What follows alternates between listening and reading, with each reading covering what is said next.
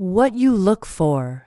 You will find there was once a queen who was very unhappy because her ladies and gentlemen were always quarreling. Every day they came to her with very unpleasant stories about one another.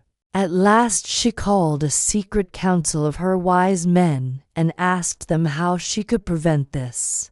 Some of the wise men advised severe punishments. Others thought that the discontented courtiers should be sent away. At last one old man with snowy white hair stepped forward and said, "O Queen, live forever.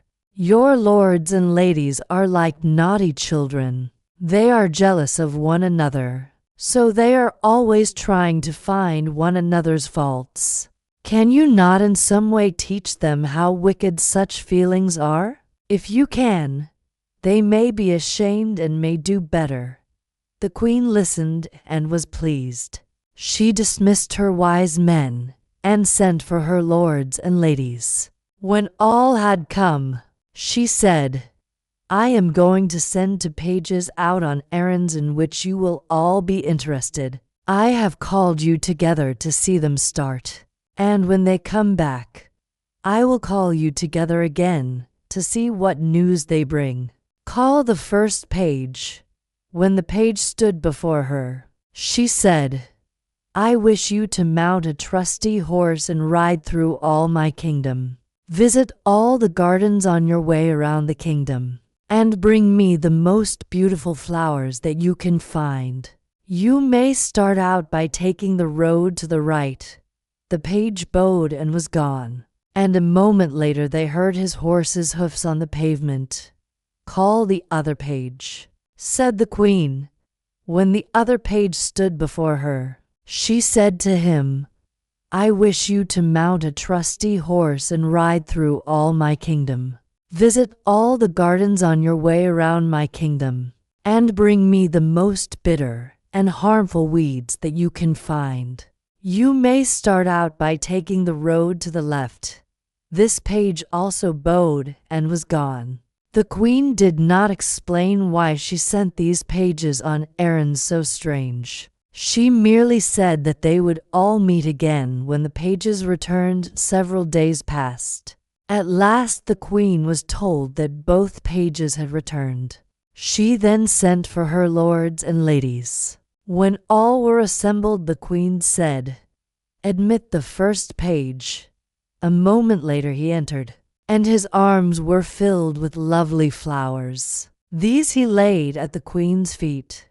"Well," said the queen, "what did you find?" "O Queen," said the page, "your kingdom is a kingdom of flowers. I never knew before that there were so many beautiful flowers. Were there no weeds?" Asked the queen. "There may have been, but I did not see them." So she dismissed this page and ordered the other to be admitted. And when the second page entered, his arms were filled with bitter and harmful weeds.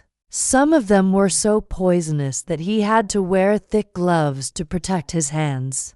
"And what did you find?" asked the queen. "O Queen," said he, "your kingdom is filled with weeds. I did not imagine there could be so many different kinds, or such poisonous ones. But did you see no flowers?" "There may have been flowers," said the page, "but I did not see them."